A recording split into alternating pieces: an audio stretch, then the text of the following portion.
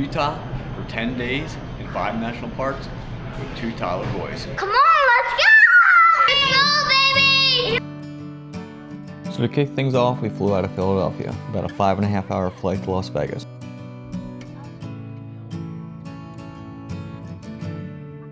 I was a little nervous taking the boys on such a long flight, but honestly it went really well.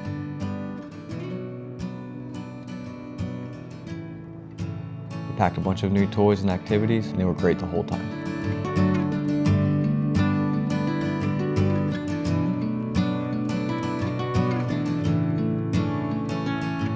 Thank you. Why do you love the gangways? We are at Utah, guys, to Utah! All right, 5-hour flight down. Now we gotta get a rental car.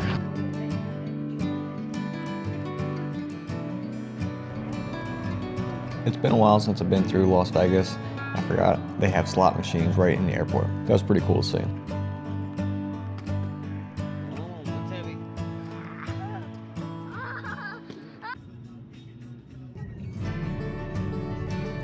One thing we learned researching the trip is that the towns around Utah's national parks are pretty small, so we knew supplies would be limited once we got there. We stopped at a Walmart about halfway through the drive to stock up, snacks, diapers, anything we might need for the week.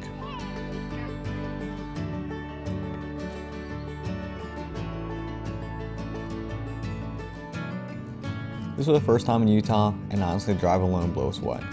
The views were stunning and it had us pumped to get out and actually explore. After a long travel day though, we pretty much crashed as soon as we got to the hotel, which was fine, because we wanted to be ready for our first full day at Zion.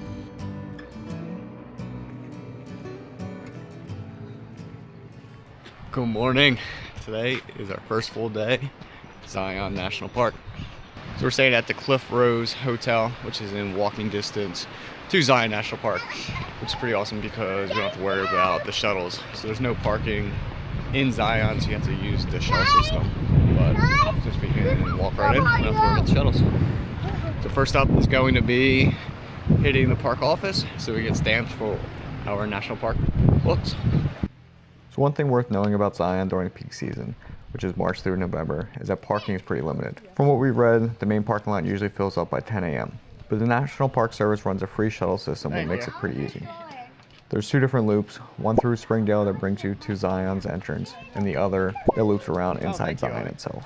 Both days we were in the park by 9 a.m. and barely had any wait for the shuttle at all.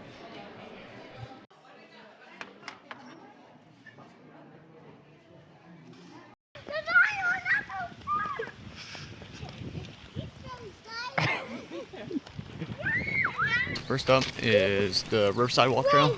This is a trail that leads to the Narrows where you can hike up along or in the river.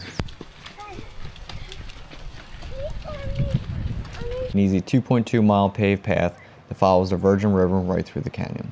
It's very family-friendly and actually stroller accessible, which was perfect for us. The canyon walls are massive and it's just a really beautiful walk. It leads you all the way up to the entrance of the Narrows, which is one of the most famous hikes in the park. Definitely something I want to come back and do when the boys are older. At the end of the trail, there's a nice flat open area right by the river, so we'll let the boys take a break and do what the toddlers do best, throw rocks in the water.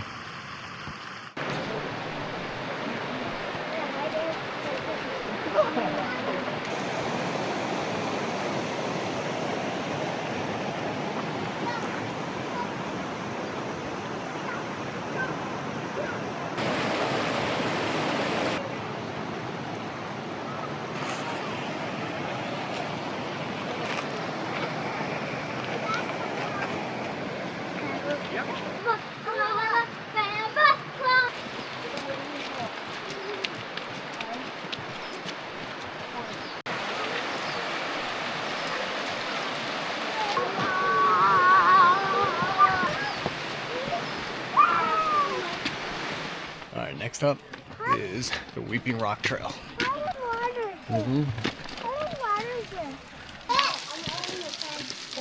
Use the railing.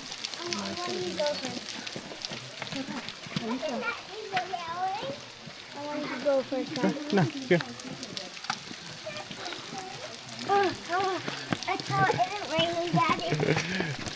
Feels like it. Okay. I said it feels like it. I don't know. Maybe.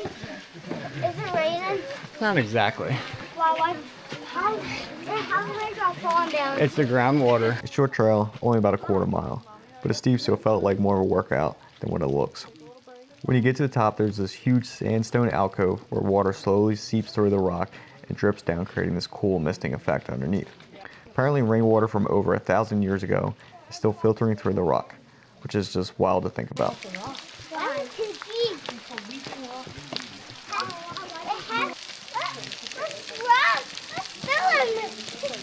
Whoa, it's so like steep. This is a steep trail. After Weeping Rock, we headed back to the hotel, hit the pool, and just chill for the rest of the day. 2 trails with plenty for the boys.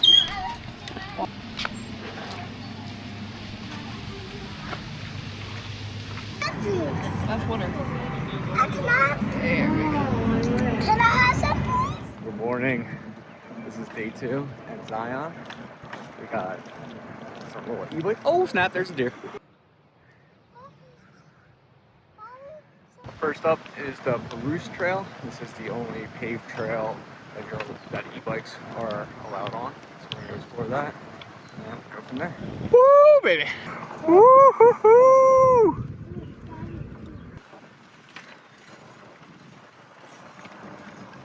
Hey, how'd you get in front, huh? So renting e-bikes ended up being the highlight of the entire trip. We rode through the whole canyon, about an hour end to end, and it was just an awesome way to experience Zion. Way better than sitting on a shuttle bus.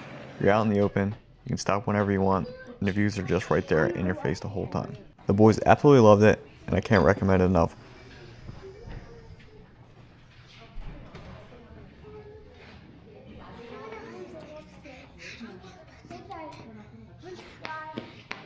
Helmet check. Helmet check.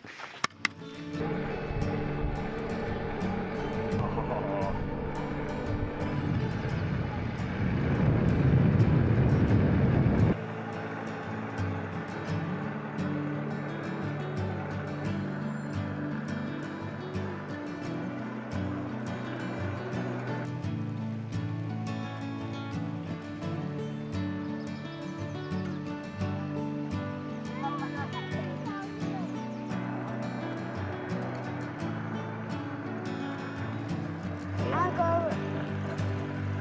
Woo-hoo! Look, Ma! No hands! Woo! So right at the top, right there, is Angel's Landing, where you need a permit to go hike. But unfortunately, it's a little too adventurous with the kids.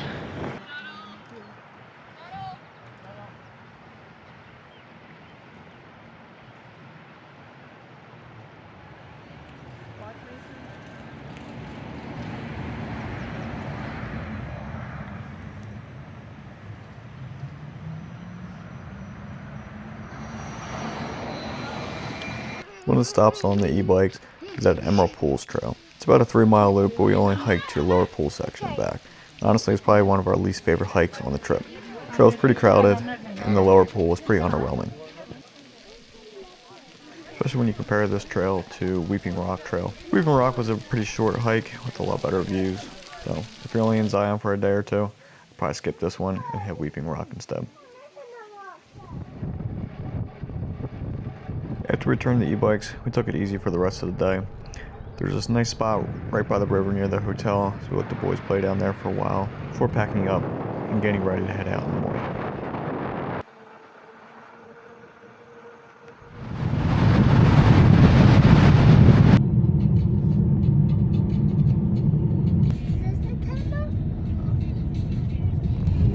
Oh yeah, that was that.